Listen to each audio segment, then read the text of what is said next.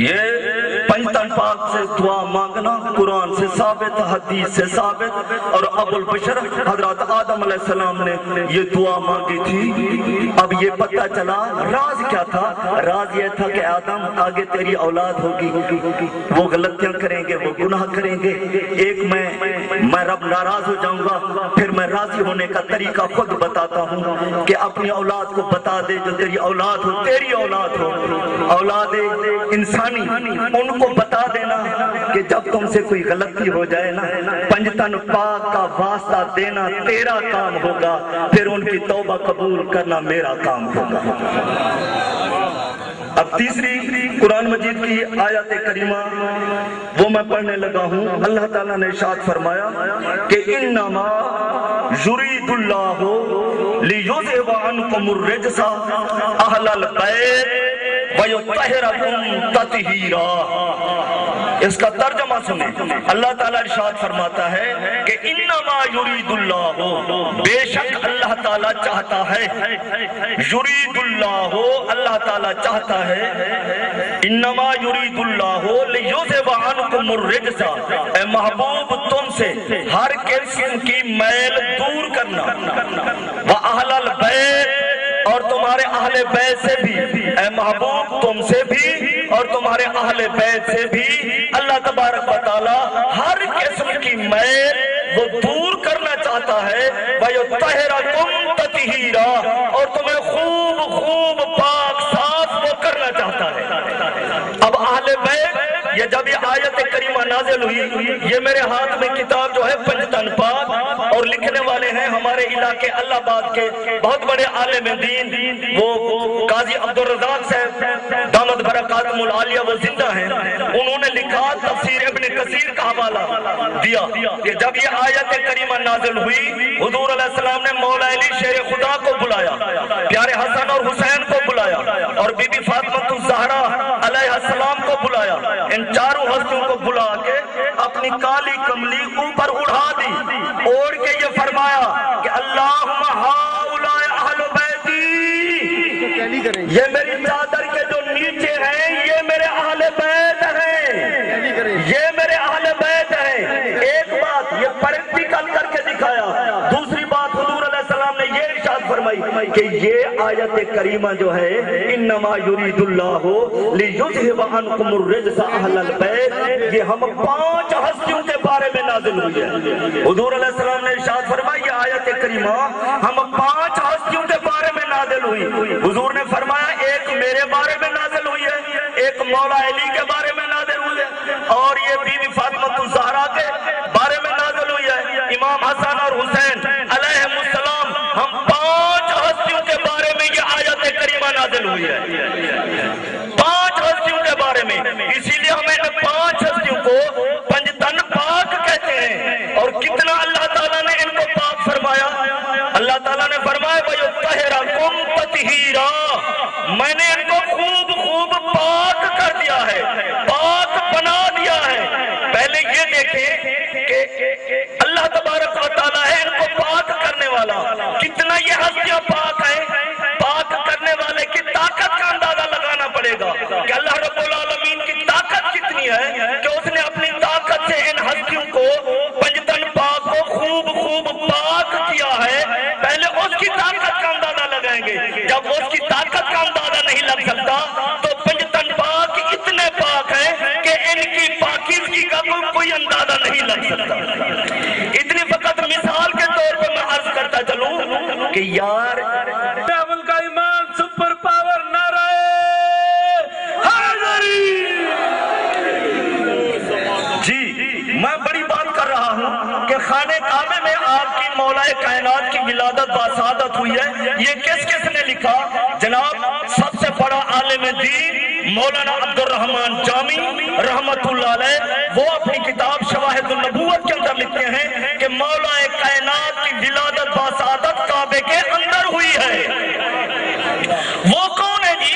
مولانا عبدالرحمن جامی رحمت اللہ علیہ، یہ تبلیغی نصاب والا مولوی محمد زکریا صاحب لکھتا ہے فضائل درود شریف والے حصے میں کہ مولانا عبدالرحمن جامی عاشق رسول تو وہ جوان ہے کہ جب یہ اس نے نعت لکھی ایران میں اور اور دل میں خیال آیا کہ میں جاؤں حضور علیہ السلام کو روضے اقدس پہ سناؤں. پہلے مکہ میں گیا تو مکے کے بادشاہ کو حضور علیہ السلام نے خواب میں ارشاد فرمایا کہ عبد الرحمن جامی میرے پاس آ رہا ہے مدینہ شریف, اس کو میرے پاس مدینہ شریف نہ آنے دو, یہ آئے گا مجھے نعت سنائے گا, یہ اتنا میرا اور میری آل کا عاشق ہے, میں اس کو ملنے کے لیے میں محمد اپنے روزے سے اپنا ہاتھ مبارک باہر نکالوں گا, فتنے فساد کھڑے ہو جائیں گے, لہذا مولانا جامی کو مکے میں رہنے دو, مکے سے واپس ایران کر دو, ایران واپس بھیج دو.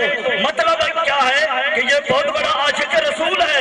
مولانا عبد الرحمن جامی رحمت اللہ علیہ لکھتے ہیں کہ مولا کائنات کی ولادت با سعادت خانہ کعبے کے اندر ہوئی ہے, اور یہ کتاب میرے ہاتھ میں مشکل کشا یہ حضرت علامہ مولانا سیم چشتی رحمت اللہ علیہ کی لکھی ہوئی ہے.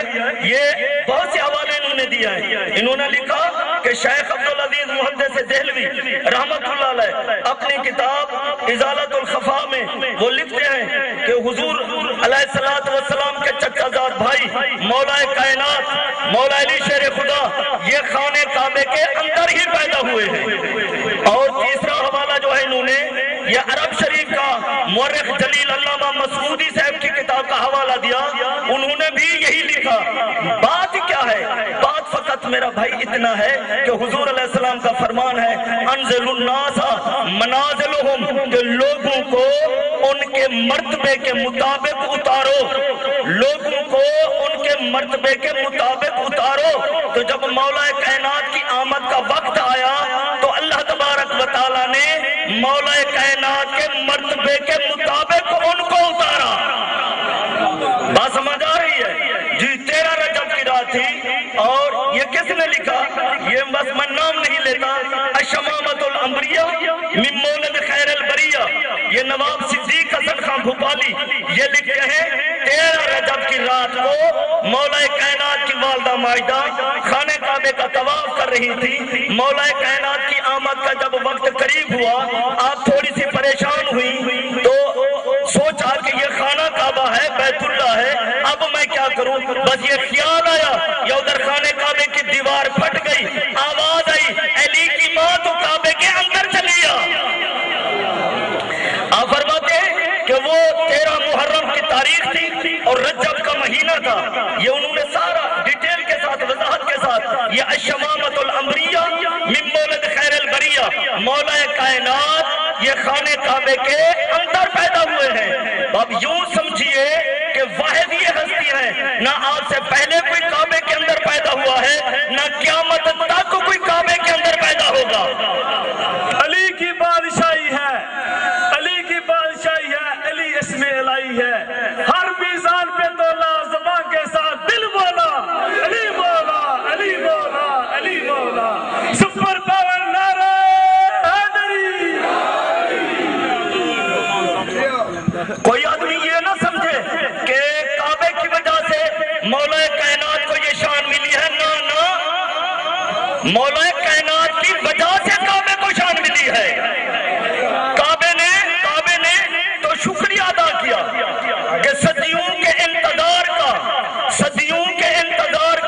مجھے کتنا سلا دیا کہ دونوں جہاں کا سر میری جانب جھکا دیا. 13 رجب کی رات بولا علی سے خدا کا گھر, قبلہ مجھے تو آپ نے کعبہ بنا دیا.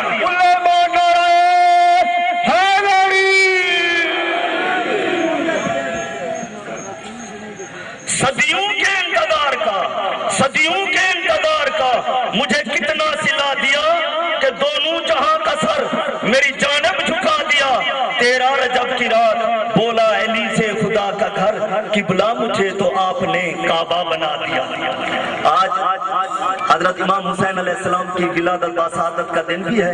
اس کے بارے میں ایک حدیث آپ سماعت فرما لیں کہ حضور علیہ السلام اپنی مسجد نبوی مدینہ المنورہ میں عشاء کی نماز پڑھا رہے ہیں. عشاء کی نماز پڑھا رہے ہیں, جماعت کروا رہے ہیں, جماعت کروا رہے ہیں. دعا کرو اللہ تعالیٰ نماز پڑھنے کی بھی توفیق عطا فرمائے. جی حضور صلی اللہ علیہ وسلم نماز پڑھا رہے ہیں. امام حسین علیہ السلام کی چھوٹی عمر ہے. آپ چلتے چلتے اپنے نانا جان حضور علیہ पर जाके बैठ गए और हुजूर अलैहिस्सलाम सजदे में, हुजूर अलैहिस्सलाम सजदे में और प्यारा हुसैन हुजूर अलैहिस्सलाम की पोस्ट मुबारक पर चढ़ के बैठ गए हैं। नक्शा यूं आप समझ लीजिए कि नाना नमाज में, नवासा नाज में, नाना नमाज में, नवासा नाज में। अब देखना यह है कि अल्लाह तबारक व तआला अपनी नमाज पूरी करवाता है या प्यारे हुसैन का नाज पूरा करता है। अब देखना यह है, देखना यह है कि अल्लाह ताला अपनी नमाज पूरी करवाता है या प्यारे हुसैन का नाज पूरा करता है। नमाज अहमद है राज खड़ गई, नमाज अहमद है राज खड़ गई, खुदाई भी देखड़े नाज खड़ गई। हुसैन आमिर ओ शान रख दे, हुसैन की थे नमाज खड़ गई। नाराए तकबीर, बुलंद आवाज में नाराए तकबीर, नाराए रिसालत, नाराए रिसालत, कुल्ले ईमान नाराए हैदरी, नाराए हैदरी, हुसैनियत, हुसैनियत, यजीदियत, यजीदियत। अर्ज कर रहा था कि इमाम हुसैन अलैहिस्सलाम नाने की पोस्ट मुबारक पर चढ़ के बैठे हुए हैं। अब क्या हुआ कि सजदा लंबा हो गया। सुबहान रब्बियल आला, सुबहान रब्बियल आला, सुबहान रब्बियल आला। हुजूर सल्लल्लाहु अलैहि वसल्लम बार बार पढ़ रहे हैं। अल्लाह ताला ने जिब्रील को भेजा, ऐ जिब्रील जाओ मेरे प्यारे नबी से कहो जब तक मेरा हुसैन अपनी मर्जी